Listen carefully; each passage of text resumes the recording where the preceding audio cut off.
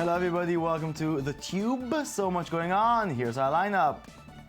Does the NSA have a backdoor into your personal hard drive? What are the new proposed guidelines for commercial drones? Which crowdfunded card game is driving the internet wild? What makes immersive VR projection better than Oculus Rift? And why is this cat so scary? These are the questions, we have the answers. Go, go, go! It's that time again. It's time for scary spying surveillance. Yep, a new Russian research at the Kasperski lab reveals that someone, most likely the NSA, has developed spying software that can be hidden deep within hard drives. The malware is known to work with hardware made by Western Digital, Seagate, Toshiba, and more, and provides the corporate with a backdoor to eavesdrop on the majority of the world's computers.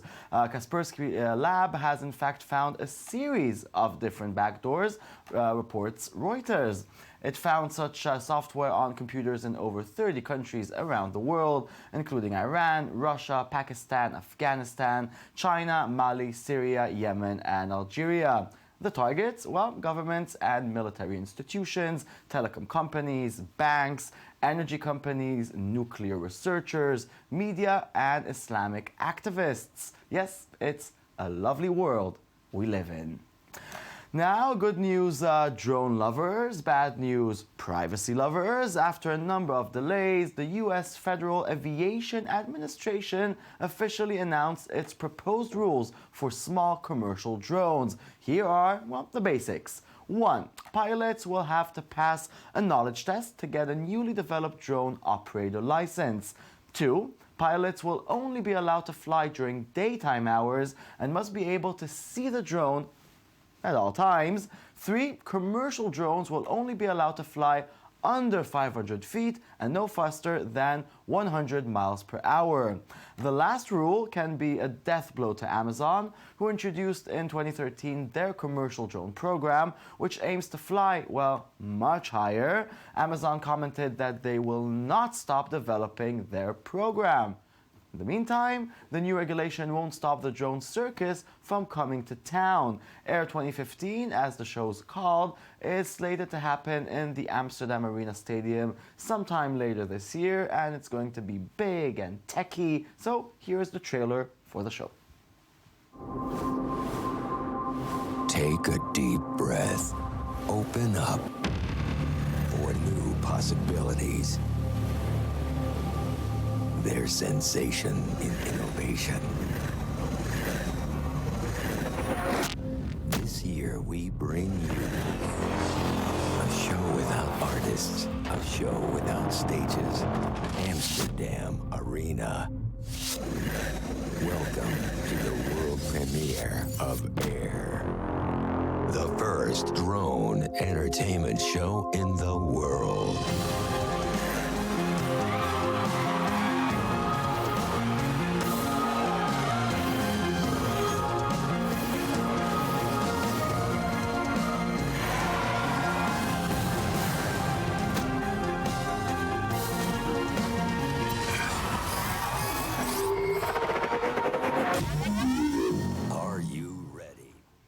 What did we just see? Who's the target audience for such a thing? Is it supposed to be scary? Okay, crazy Dutch people? What's going on? Okay, time will tell if it will become an annual hit.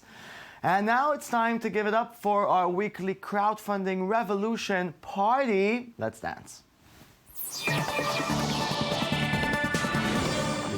Good evening. Good evening. Let's start with the first project. Yeah, the first one is something called Bookniture, which, have you ever wanted your furniture to be a thing you can take out of your bookshelf? Well, this may be the project for you. Oh, let's see the video.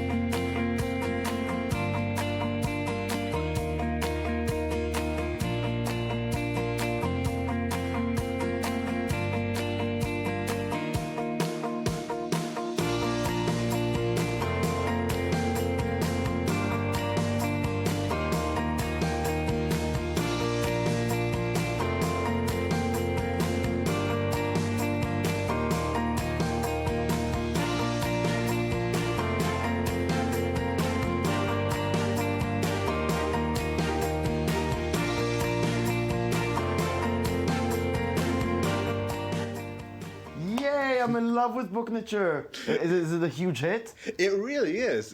It's been going on for not too many days. It was originally they wanted $50,000. They have over $300,000. Is it like kind of cheap as well?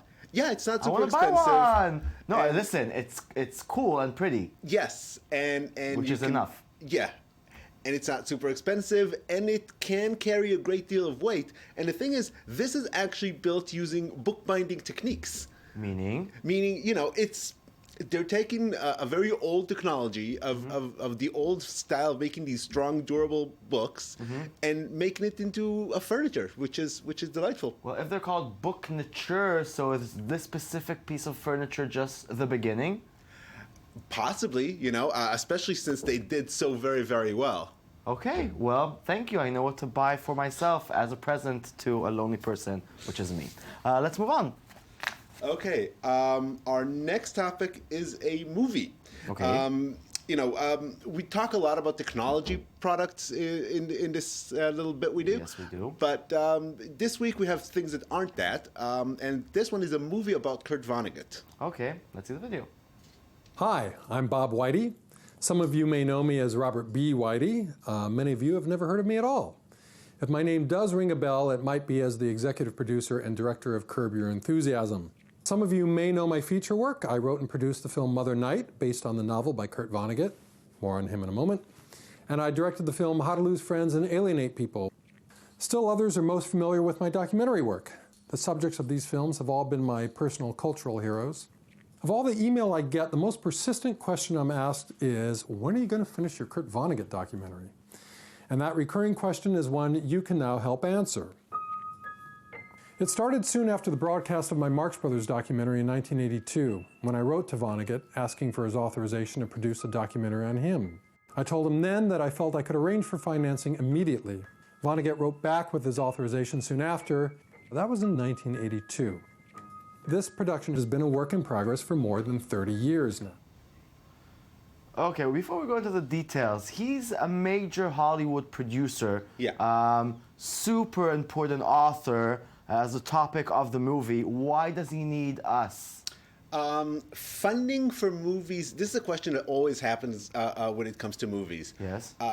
Movie funding takes a lot of money, and even a guy like Robert Whitey, who does obviously have quite a bit of money, is still mostly, a documentary filmmaker. He's made some features, but, it's part of getting, distribution. This is a project he's been working on for over 30 years and has yet to see the light of day. Well, I don't know. My instinct when I see these types of projects, when it's not real indie artists, is I think, okay, the script is not good enough, the story's not good enough, he couldn't raise money from proper production companies. Yeah, that means that you trust the judgment of Hollywood, which is not necessarily the best idea in my I trust opinion. the fact that a lot of really, really beautiful documentary movies have been done every year, and it's not up to crowdsourcing. And more of them are coming from crowdfunding.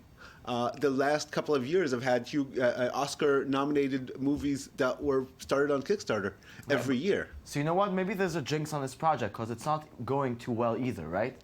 No, I don't think it's not going too well. The problem is, since he started out as, I'm going to make a movie about my idol, Yes. he became really close friends with Vonnegut over the years and continued filming him until his death. And then was like, how can I be a documentarian and make an objective movie about this guy who's become my mentor and friend? I'm talking about the funding itself. Yeah. Is the project going well? The project's doing okay. Okay, it's not a huge hit. They haven't reached their goal, but let me just see. Yeah, they've been going for a few days. They've got 100,000. They need to What's get his to goal? 250. Okay. But most projects that get 100,000, if their goal is 250, are probably gonna get there. I don't know if you're familiar with the 2080 rule. No, what's the 2080 rule? 80% of all projects that manage to get 20% of their funding get to 100. That's a lovely rule. Let's move on. Okay. Here's a question for you. Who are you going to call? The answer, of course, is Ghostbusters.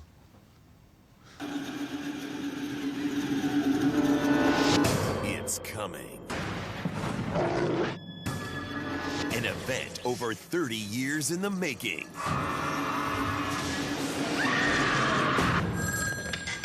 Hello, Ghostbusters. Back off, man. I'm a scientist.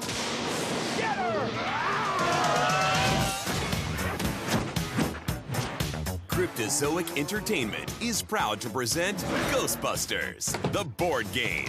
This is big. This is very big. Here we go.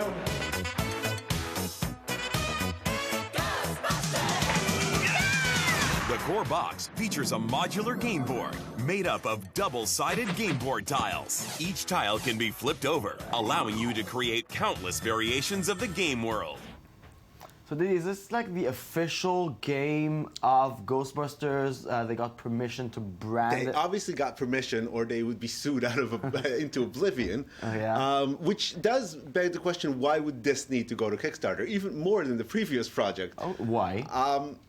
I think they're doing it strictly for promotional purposes, and Okay. because this is the year of Ghostbusters. You know, what with the upcoming all-female Ghostbusters movie, Ghostbusters is very much back being talked about. So this was obviously really good timing. It's a PR stunt, maybe. Well, yeah, but an attention seeker type of thing. it's a promotional tool, which a lot Promotional of tool. people use Kickstarter for, and it's really working. They've got 2 weeks to go, over 2 weeks to go, and they have $500,000. So Okay. they're clearly doing well, and Well- and board games have traditionally done very well in Kickstarter. Yeah, which is weird, but we're not going to talk about it now. Okay. Didi, you know what? Instead of saying thank you very much, stay in the studio for a minute because our next topic is also about crowdfunding. So Very do the well. graphics, and we'll be back in a sec.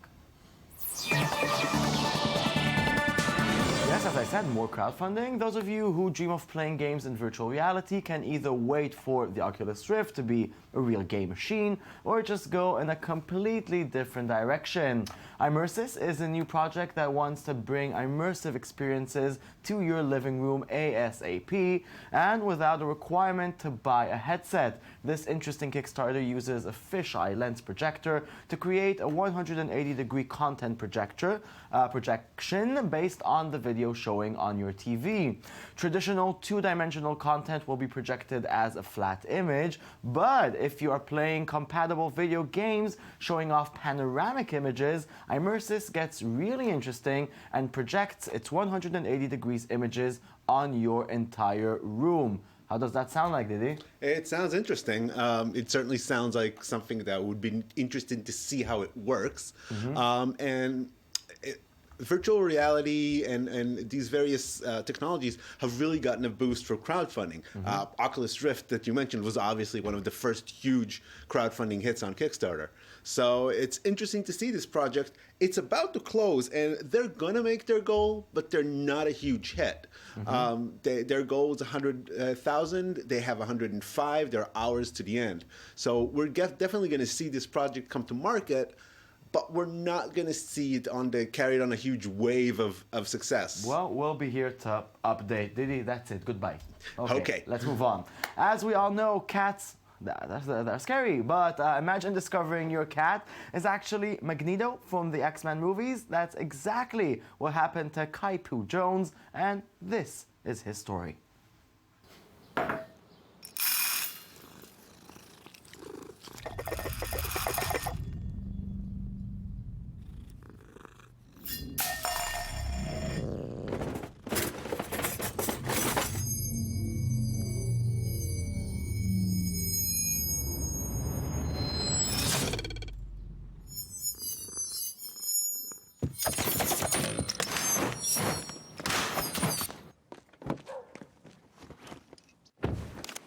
Weapon M is out of control.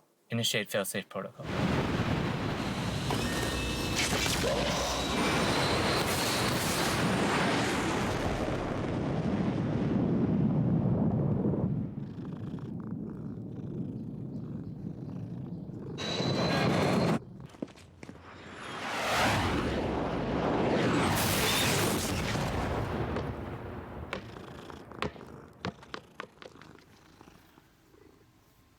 Okay, and that's it. This show's over. Thank you very much for watching. Twitter, Tumblr, the 224. We'll be back tomorrow. And always remember, don't fall in love, fall off a bridge. It hurts less. Goodbye.